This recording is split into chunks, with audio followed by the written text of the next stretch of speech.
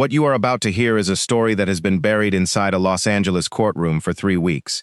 A story that started with a phone call that Samantha Markle should never have made, and ended with a legal response that has left the entire royal world completely speechless. Hello, friends. My name is James, and you are watching Royal Daily Report, your #1 source for the most exclusive and most shocking royal stories on the internet. If you are new here, hit that subscribe button right now, because tonight we are telling a story that involves betrayal and family, and 2 sisters who have never really been sisters, and 2 children who got caught in the middle of something they never asked to be part of. And if you have been with us from the beginning, you already know. We never hold back. We never pull back. Let us get into it. And right now, before we go, a single word further. If you are not subscribed to Royal Daily Report, you are making a mistake that you will regret by the end of tonight. Hit that subscribe button. Turn on those notifications, because this story is developing every single hour, and the follow-up coverage we have coming is unlike anything we have ever produced. Subscribe now. Let us get into it. Samantha Markle is 59 years old. She is Meghan's half-sister. They share a father. They do not share a childhood. They do not share memories. They do not share a relationship in any meaningful sense of that word. What they share is a last name, and for the past 8 years, Samantha has used that last name with a precision and a consistency that has made her one of the most recognizable peripheral figures in the entire royal story. She has given hundreds of interviews. She has written a book. She has appeared on television programs across Britain and America and Australia and every other country where the royal story sells advertising. She has said things about Meghan that have been defended by some and condemned by others. She has built an entire public profile on being the sister of a woman who does not consider her a sister. And for 8 years, Meghan has absorbed it, has stayed silent, has chosen dignity over retaliation every single time, has let Samantha say what Samantha says, and has moved on without responding. Because Meghan understood something that Samantha perhaps did not, that every time Samantha spoke about Meghan, she was giving Meghan's story more oxygen, was keeping the conversation alive, was making herself necessary to a narrative that Meghan was trying to move beyond. And the best response to someone who needs your attention to survive was to give them none of it. Until Samantha said something about Archie and Lilibet, and everything changed. Subscribe to Royal Daily Report right now if you want the full story of what Samantha said and exactly what Meghan did next. Hit that button, turn on those notifications, because what comes next is the moment this story went from a family dispute to something that is going to change everything. Subscribe now. 3 weeks ago, Samantha Markle gave an interview. Not an unusual occurrence. Samantha gives interviews regularly. Has given them so regularly, and for so long, that most of the royal watching world has developed a kind of background awareness of them. The way you are aware of traffic noise or weather patterns. Present. Consistent. Not surprising. But this interview was different from the moment it began. Because this interview was not about Meghan's character, or Meghan's motives, or Meghan's relationship with the royal family, or any of the other territories that Samantha has covered so many times before. This interview was about Archie and Lilibet, specifically, directly, with a detail and a specificity that crossed a line that Samantha had never crossed before. In the interview, Samantha made claims about Meghan's children that our source describes as the most personal and most damaging things Samantha has ever said publicly. She questioned the environment Archie and Lilibet were being raised in. She made suggestions about their emotional well-being. She implied, with the particular precision of someone who knows exactly what they are implying, that the choices Harry and Meghan had made about their children's upbringing were not in those children's best interests. She spoke about 2 children she has never met, has never spent a single hour with, has no relationship with, has no knowledge of, beyond what she has read in the same press coverage that everyone else reads. And she presented her opinions about those children as something more than opinions, as concern. As the concern of a family member who cares. As the perspective of someone with standing, to speak about 2 children who did not ask to be spoken about, and whose parents did not ask for Samantha Markle's assessment of their parenting. Meghan heard about the interview within hours of it airing. Our source, who was with Meghan when she was told about it, describes her reaction with a precision that tells you everything about how deeply those words landed. Meghan did not react immediately, did not respond immediately. She asked to see the transcript, read every word, carefully, completely, without speaking, and when she finished reading, she put the transcript down on the table in front of her, and she said 4 words that our source says were spoken with a quietness and a certainty that was more powerful than any raised voice could have been. She said, "This ends right now." And if you are watching Royal Daily Report for the first time tonight, welcome. My name is James, and this channel exists to tell you the stories that nobody else will tell. The full story, with real sources, real detail, real information that you cannot get anywhere else. Subscribe right now. Hit that button. Turn on those notifications. Because what Meghan did after she said those 4 words is the most significant thing she has done in 8 years of public life. Subscribe now. Do not miss a single second of what comes next. Harry was in the room when Meghan read the transcript. Our source says Harry read it after Meghan put it down. And Harry's reaction was different from Meghan's. Where Meghan was quiet, Harry was not quiet. Harry has absorbed many things about many people, saying many things about him over many years. He has developed, through painful experience, the particular armor of someone who has been written about and talked about and commented on since birth. But Harry's armor, our source says, has one gap in it. One place where nothing gets absorbed, where everything lands directly. His children, Archie and Lilibet, the 2 people for whom Harry gave up everything. The 2 people whose well-being is the foundation of every decision he has made for the past 6 years.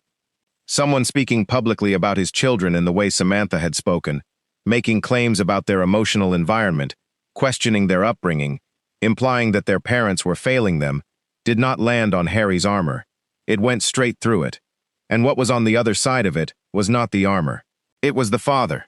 And the father was furious in a way that Harry does not often allow himself to be furious publicly. Quietly furious. Coldly furious. With the particular fury of someone who has made peace with many things, and who has found the one thing he will never make peace with. He said to Meghan, "What do you need?" And Meghan said, "I need you to let me handle this." And Harry said, "Completely." And Meghan said, "Completely." And Harry said, "Then I am completely behind you. Whatever you decide, whatever it costs, I am behind you."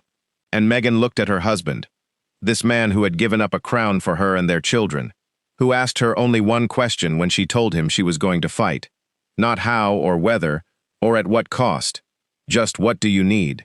And she said, "I need a lawyer, the best one, tonight."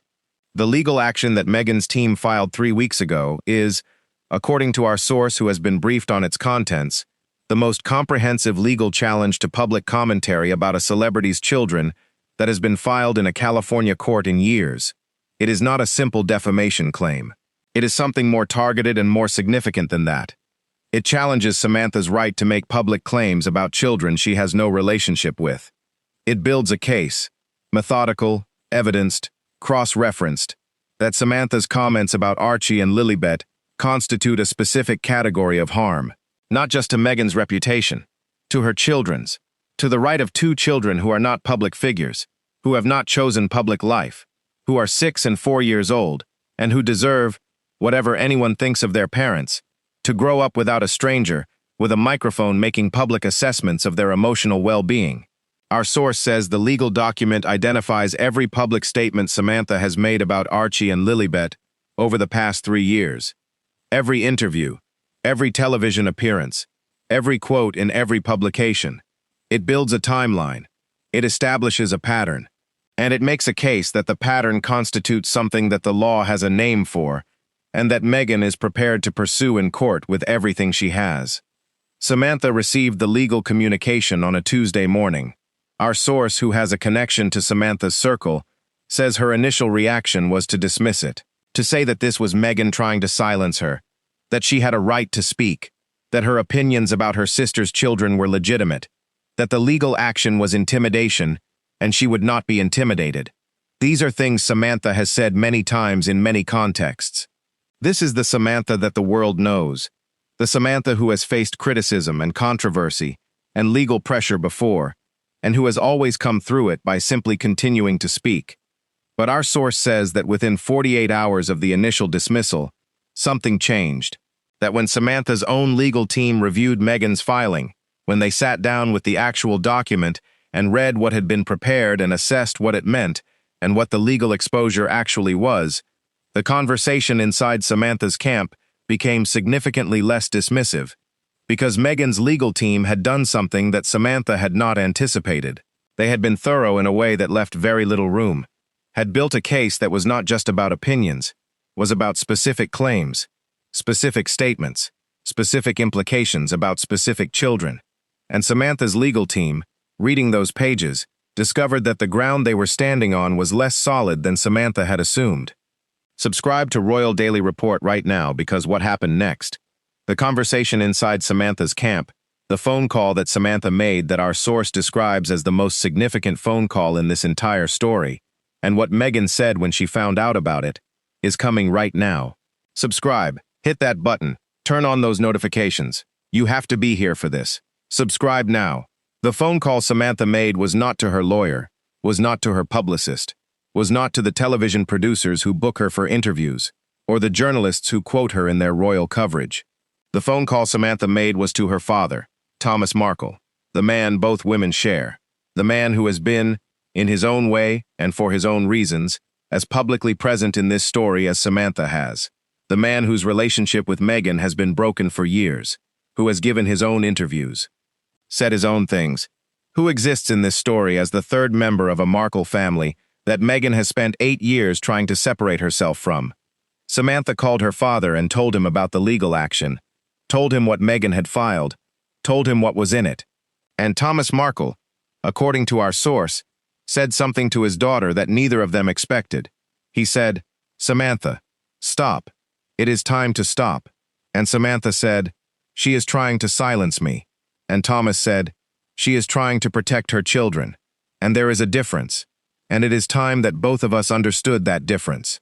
Our source says that conversation between Thomas and Samantha lasted 45 minutes, and at the end of it, Samantha was quiet in a way that people around her say they have not seen before. Not defeated, not broken, quiet. The particular quiet of someone who has heard something true that they were not ready to hear, and who is sitting with the weight of it. Meghan does not know about that phone call yet. Our source says she will, but as of the time of this report, she does not. What she knows is what her legal team has told her, that the filing has been received, that Samantha's team is reviewing it, that the process is underway, and that for the first time in 8 years, the dynamic between these two women has fundamentally shifted, has moved from a place where Samantha held the microphone and Meghan absorbed the words, to a place where Meghan holds something more powerful than a microphone, the law, and the will to use it, not for herself, for her children. Archie and Lilibet know nothing of any of this. They are 6 and 4 years old. They are in California. They are going to school and playing in the garden and being the specific, wonderful, ordinary children that our source who has spent time with them describes with a love that is palpable. Archie with his questions and his protectiveness toward his sister and his laugh that is exactly his father's laugh. Lilibet with her great-grandmother's eyes and her fearlessness and her expression of perfect contentment when she is in her father's arms. They know nothing about Samantha Markle, nothing about the interviews, nothing about the legal filing, nothing about any of it. They are simply children, being children, in the sunshine in California, loved and protected, and completely insulated from the storm that their parents are fighting on their behalf, on the other side of the world. And that is exactly why Meghan is fighting it, not for herself. She has absorbed things about herself for 8 years, has the specific armor that comes from 8 years of absorbing things. But her children do not have that armor. Her children are 6 and 4, and they deserve to grow up without someone who has never met them, making public assessments of their emotional well-being. They deserve the protection that every child deserves, regardless of who their parents are, regardless of what their last name is, regardless of the story that the world has built around their family. They deserve to just be children, in the sunshine, in California, without anyone deciding that their lives are material for a microphone. And Meghan has decided that she is the person who is going to make sure that happens. Not by staying silent, not by absorbing it, by fighting, legally, completely, with everything she has, for the two people who are everything. Our source said one final thing to us before they ended our conversation tonight. They said, "People keep asking whether Meghan can win this legal case. whether she has enough, whether Samantha will back down or fight back or find a way through. And I want to say something about that question that I think is important. Whether Meghan wins or loses in a courtroom is not the point. The point is that she showed up, that when someone spoke about her children, she did not stay silent, that she drew a line and she stood on one side of it and she said, "Not my children. Whatever you say about me, not my children." And that line, that specific line, drawn by a mother for her children, is the most powerful thing Meghan Markle has ever done. More powerful than any interview, more powerful than any documentary, more powerful than any memoir. Because it is not about her story, it is about theirs. And a mother who draws a line for her children is always, in the end, on the right side of history. That is all for tonight, friends. I am James, and this has been Royal Daily Report. If this story hit different for you tonight, hit that like button right now, subscribe if you have not already, and turn on those notifications, because we are covering every single development in this legal story as it happens. Every filing, every response, every development. We will be here for all of it. Share this tonight with every person you know who follows this story, because this is the update they cannot miss. Subscribe now. Tell a friend. Tell 5 friends. I will see you in the next one. Until then, stay informed, stay curious, and stay royal. Goodbye, friends.